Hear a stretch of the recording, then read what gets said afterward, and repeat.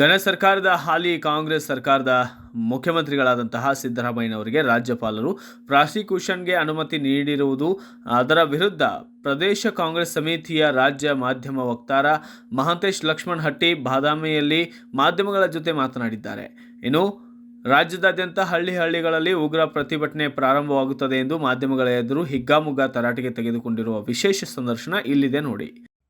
ರಾಜ್ಯದ ಮುಖ್ಯಮಂತ್ರಿಗಳು ಯಾವತ್ತು ತಪ್ಪನ್ನ ಮಾಡಿಲ್ಲ, ಮಾಡಿರೋದಿಲ್ಲ ಅನ್ನೋದನ್ನು ಸಹ ಸಾಬೀತುಪಡಿಸಿದ್ರು ಸಹ ಕೇಂದ್ರ ಸರ್ಕಾರ ಇವರನ್ನ ಮಣಿಸಬೇಕು, ಈ ಪ್ರಜಾಪ್ರಭುತ್ವದ 135 ಶಾಸಕರ ಈ ಸರ್ಕಾರವನ್ನ ಉರುಳಿಸಬೇಕು ಎಂಬ ದುರಾದೋಷದಿಂದ ರಾಜ್ಯಪಾಲರನ್ನ ಉಪಯೋಗಿಸಿಕೊಂಡು ಕೇಂದ್ರ ಸರ್ಕಾರ ರಾಜಕೀಯ ಮಾಡಿ ಸರ್ಕಾರದ ಮೇಲೆ ಇಲ್ಲ ಸಲ್ಲದ ಆರೋಪಗಳನ್ನ ಮಾಡೋದ್ರ ಜೊತೆಗೆ ಮುಖ್ಯಮಂತ್ರಿಗಳ ಮೇಲೂ ಸಹ ಈ ಒಂದು ಗಂಭೀರವಾದ ಆರೋಪವನ್ನ ಮಾಡ್ತಾ ಇದ್ದಾರೆ.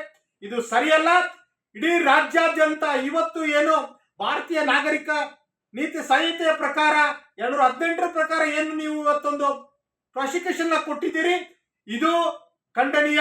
ಇದು ಪ್ರಜಾಪ್ರಭುತ್ವದ ಸಂವಿಧಾನಬದ್ಧವಾದ ವ್ಯವಸ್ಥೆ ಅಲ್ಲ, ಸಂವಿಧಾನ ವಿರೋಧಿಯಾದಂತಹ ವ್ಯವಸ್ಥೆ ಇರೋದ್ರಿಂದ ರಾಜ್ಯಪಾಲರು ತಮ್ಮ ಹಕ್ಕು ನಿಯಮಗಳಲ್ಲಿ, ತಮ್ಮ ಹಕ್ಕು ಪದ್ಧತಿಯಲ್ಲಿ ಏನು ಕೆಲಸಗಳನ್ನು ಮಾಡಬೇಕು ಅದಷ್ಟೇ ಮಾಡಿ ಎಂಬ ಸಂದೇಶವನ್ನು ರವಾನೆ ಮಾಡೋದ್ರ ಜೊತೆಗೆ ಇಡೀ ರಾಜ್ಯಾದ್ಯಂತ ಪ್ರತಿ ಹಳ್ಳಿಗಳಲ್ಲಿ, ಗ್ರಾಮಗಳಲ್ಲಿ ಮಟ್ಟದಲ್ಲಿಯೂ ಸಹ ಒಂದು ಪ್ರತಿಭಟನೆಯನ್ನು ಹಮ್ಮಿಕೊಳ್ಳುವಂತ ವ್ಯವಸ್ಥೆಯನ್ನ ನಾವು ಮಾಡ್ತೇವೆ.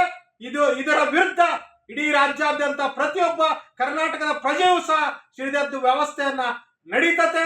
ಪ್ರತಿ ಹಳ್ಳಿಗಳಲ್ಲಿಯೂ ಸಹ ದಂಗೆಗಳಾಗುತ್ತವೆ ಅನ್ನೋದನ್ನ ಇವತ್ತಿಂದ ಪ್ರಾರಂಭವಾಗುತ್ತೆ ಅನ್ನೋದ್ರ ಮೂಲಕ, ಮಾಧ್ಯಮಗಳ ಮೂಲಕ ಇಡೀ ರಾಜ್ಯದ ಜನತೆಯಲ್ಲಿ ನಾನು ಮನವಿ ಮಾಡಿಕೊಳ್ತೇನೆ. ಪ್ರತಿಯೊಂದು ಹಳ್ಳಿ